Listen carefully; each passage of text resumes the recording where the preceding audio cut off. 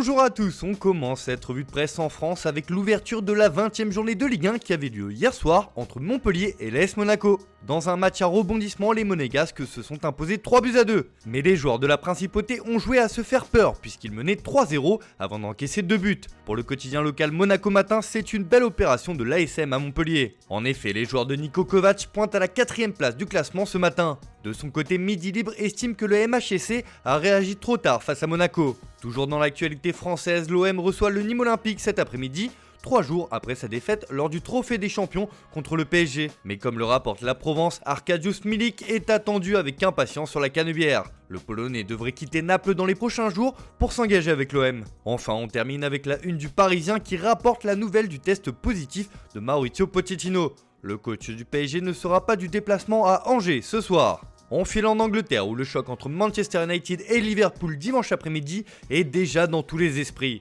Et par conférence de presse interposée, les deux clubs ont lancé le match. Alors que Jürgen Klopp a lancé la polémique sur les différences de traitement arbitral entre Manchester United et les autres équipes de Premier League, notamment sur les pénaltys, Bruno Fernandes lui a répondu et le Portugais n'a pas pris de gants. Cela fait la couverture du Daily Mirror qui fait dans le jeu de mots avec un vindicatif « Fermez-la » en direction de Jürgen Klopp. Le maître à jouer mancunien a indiqué qu'il n'en avait rien à faire de ce que pouvait penser Klopp et qu'il ne servait à rien de se plaindre concernant les pénaltys accordés à Man U.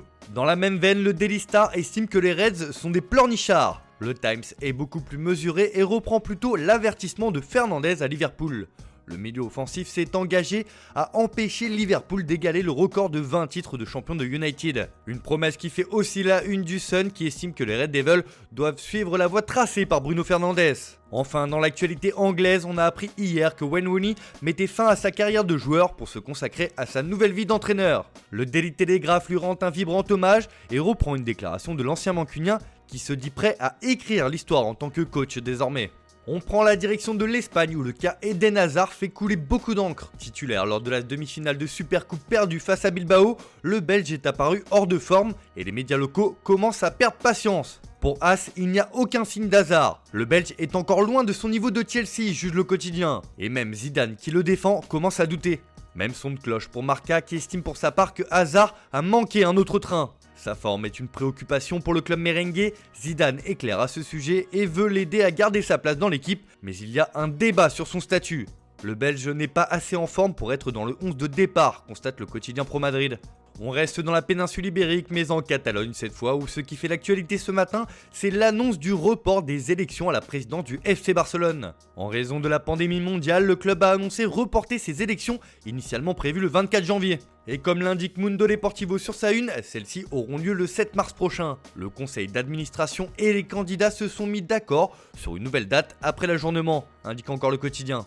Mais cela va avoir une conséquence directe sur le mercato. En effet, Eric Garcia ne devrait pas rejoindre l'écurie Blaugrana cet hiver. Son arrivée de Manchester City est reportée et pourrait avoir lieu l'été prochain. Il sera donc libre de tout contrat. Le report des élections s'affiche aussi sur la couverture de Sport, mais le média n'oublie pas que dimanche, le Barça joue une finale de Supercoupe face à Bilbao. Et pour cette rencontre, Messi veut jouer. L'Argentin s'est entraîné seul, mais il se sent mieux après ses problèmes musculaires et veut participer à la finale. Son utilisation par Ronald Koeman sera déterminée à la dernière minute, mais il y a de l'espoir. On termine ce tour de la presse en Italie où la Lazio a frappé un grand coup hier soir face à la Roma 3-0. Cela fait la une du Corriere dello Sport qui estime que c'était une symphonie laziale. Un match sans histoire à l'Olympico, l'Espagnol Luis Alberto plein de panache avec un doublé. Grâce à cette victoire, la Lazio revient à 3 points de son adversaire et ne lâche rien dans la course à l'Europe. En revanche, la Roma n'y arrive toujours pas face aux gros cette saison. De son côté, Tuttosport lance le choc entre la Juve et l'Inter de dimanche. Le quotidien turinois revient sur la relation controversée entre Antonio Conte et Andrea Pirlo. Les deux hommes vont se retrouver cette fois mais sur le banc, alors qu'il y a quelques années, Conte était l'entraîneur de Pirlo chez la vieille dame. Un rapport d'affection et d'estime, mais l'actuel coach Nerazzurro avait de sérieux doutes sur l'arrivée à Turin du Regista, rapporte le quotidien.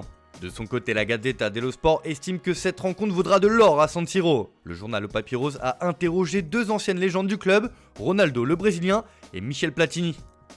Voilà, c'est tout pour ce matin, bonne journée à tous, on se retrouve dès demain pour une nouvelle vidéo sur Foot Mercato.